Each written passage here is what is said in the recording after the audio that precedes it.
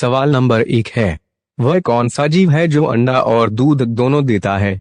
आपका ऑप्शन है 1 शुतुरमुर्ग, 2 बतख, 3 प्लेटिपस, 4 कंगारू। सही जवाब है ऑप्शन 3 प्लेटिपस। ये पूर्वी ऑस्ट्रेलिया में रहने वाला एक स्तनधारी प्राणी है। इसका मुंह बतख की तरह होता है, इसीलिए इसे बतख मुंह प्लेटिपस भी कहते हैं। स्तनधारी होने के नाते अपने शिशुओं को दूध पिलाते हैं, लेकिन जिनमें माता गर्भ धारण करने की बजाय अंडे देती है। सवाल नंबर 2 है, मनुष्य के चेहरे में कितनी हड्डियां होती हैं? आपका ऑप्शन है 1 12 हड्डियां, 2 14 हड्डियां, 3 15 हड्डियां, 4 18 हड्डियां। सही जवाब है ऑप्शन 2 14 हड्डियां। सवाल नंबर 3 है, एम्बुलेंस को हिंदी में क्या कहते हैं? आपका ऑप्शन है 1 अंतर वाहन, 2 हॉस्पिटल वाहन, 3 डॉक्टर वाहन, 4 रोगी वाहन। सही जवाब है ऑप्शन 4 रोगी वाहन। सवाल नंबर 4 है, भारतीय नोट पर कितनी भाषाएं लिखी होती है? आपका ऑप्शन है 1 18 भाषाएं, 2 17 भाषाएं, 3 15 भाषाएं, 4 14 भाषाएं। सही जवाब है ऑप्शन 2 17 भाषाएं। भारतीय रुपए के नोटों में इसकी राशि 17 भाषाओं में लिखी गई है। आगे की तरफ अंग्रेजी और हिंदी में डिनोमिनेशन लिखा हुआ है। पीछे की तरफ एक भाषा पैनल है जो भारत की 22 आधिकारिक भाषाओं में से 15 भाषा में नोट के मूल्य वर्ग को प्रदर्शित करता है। सवाल नंबर 5 है, सबसे कठोर पदार्थ कौन सा होता है? आपका ऑप्शन है 1 प्लैटिनम, 2 टंगस्टन, 3 ओस्मियम, 4 हीरा। सही जवाब है ऑप्शन 4 हीरा। हीरा एक पारदर्शी रत्न है। यह रासायनिक रूप से कार्बन का शुद्धतम रूप है। हीरा में प्रत्येक कार्बन परमाणु 4 अन्य कार्बन परमाणुओं के साथ सहसंयोजी बंध द्वारा जुड़ा रहता है। कार्बन परमाणुओं के बाहरी कक्ष में उपस्थित सभी चारों इलेक्ट्रॉन सहसंयोजी बंध में भाग ले लेते हैं। हीरा में सभी कार्बन परमाणु बहुत ही शक्तिशाली सहसंयोजी बंध द्वारा जुड़े होते हैं, इसलिए यह बहुत कठोर होता है। अब तक यही माना जाता था कि हीरा दुनिया का सबसे कठोर प्राकृतिक पदार्थ है, लेकिन अब ऐसा भी सुनने में आता है कि वैज्ञानिक एक पदार्थ पर शोध कर रहे हैं जो कि हीरे से भी ज्यादा कठोर है। वहीं कुछ लोगों का ऐसा कहना है कि वैज्ञानिकों ने ऐसा पदार्थ ढूंढ भी लिया है। सवाल नंबर 6 है, पृथ्वी का सबसे ऊंचा जानवर कौन सा है? आपका ऑप्शन है 1 ऊंट, 2 हाथी, 3 जिराफ, 4 इनमें से कोई नहीं। सही जवाब है ऑप्शन 3 जिराफ। सवाल नंबर 7 है, संसार का सबसे बड़ा जीव कौन सा है? आपका ऑप्शन है 1 डायनासोर, 2 हाथी, 3 जिराफ, 4 ब्लू व्हेल। सही जवाब है ऑप्शन 4 ब्लू व्हेल।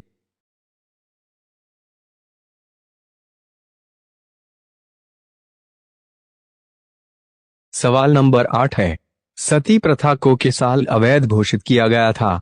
आपका ऑप्शन है 1 1834, 2 1829, 3 1729, 4 1727। सही जवाब है ऑप्शन 2 1829। हिंदू धर्म के 4 वेद ऋग्वेद, यजुर्वेद, सामवेद एवं अथर्ववेद, इन चारों वेद में से किसी भी वेद में स्त्री को सती करने जैसी व्याख्या शामिल नहीं है। हालांकि अब यह प्रथा बंद है, लेकिन इस प्रथा में जीवित विधवा पत्नी को उसकी इच्छा से मृत पति की चिता पर जिंदा ही जला दिया जाता था। इसी प्रथा को सती प्रथा कहते हैं। विधवा हुई महिला अपने पति के अंतिम संस्कार के समय स्वयं भी उसकी जलती चिता में कूदकर आत्मदाह कर लेती थी। शोधकर्ता मानते हैं कि इस प्रथा का प्रचलन मुस्लिम काल में देखने को मिला, जब मुस्लिम आक्रमणकारी महिलाओं को जबरदस्ती अपने साथ ले जाते थे। इसलिए राजाओं के मरने के बाद उनकी रानियां जौहर की रस्म अदा करती थी, अर्थात या तो कुएं में कूद जाती थी या आग में कूदकर जान दे देती थी। ये प्रथा वहीं से शुरू हुई जो आगे तक चलती रही। लेकिन फिर 19वीं शताब्दी में इसे रोकने के लिए बदलाव की हवा बहने लगी। आधुनिक भारत के जनक राजा राम मोहन राय ने सती प्रथा को खत्म करने के लिए कई जतन किए। इसी के साथ उन्होंने विधवा विवाह को भी सही ठहराया। राजा राम मोहन राय ने सती प्रथा जैसी गलत परंपराओं और उनके बुरे प्रभावों के साथ उसके निवारण पर हिंदी, अंग्रेजी और बांग्ला भाषा में पुस्तकें लिखकर फ्री में चलाई। 4 दिसंबर साल 1829 को लॉर्ड विलियम बेंटिक की अगुवाई और राजा राम मोहन राय जैसे भारतीय समाज सुधारकों के प्रयासों से सती प्रथा पर भारत में पूरी तरह से रोक लगी थी। सवाल नंबर 9 है, गौतम बुद्ध का बचपन का नाम क्या था? आपका ऑप्शन है 1 सिद्धार्थ, 2 अशोक, 3 चंद्रगुप्त, 4 नरेंद्र।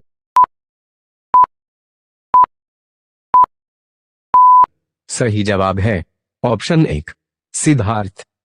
सवाल नंबर 10 है, दूध का सफेद रंग किसके कारण होता है? आपका ऑप्शन है 1 लैक्टिक अम्ल, 2 सफेद रक्त कोशिका, 3 विटामिन डी, 4 कैसीन। सही जवाब है ऑप्शन 4 कैसीन। सवाल नंबर 11 है, किस देश का राष्ट्रीय पशु ऊंट है? आपका ऑप्शन है 1 नेपाल का, 2 कुवैत का, 3 ऑस्ट्रेलिया का, 4 श्रीलंका का। सही जवाब है ऑप्शन 2 कुवैत का। सवाल नंबर 12 है, खजूर को अंग्रेजी में क्या कहते हैं? आपका ऑप्शन है 1 फिग, 2 डेट, 3 वालनट, 4 रेसिन। सही जवाब है ऑप्शन 2 डेट। सवाल नंबर 13 है, गुजरात की राजधानी क्या है? आपका ऑप्शन है 1 जयपुर, 2 लखनऊ, 3 हैदराबाद, 4 गांधीनगर।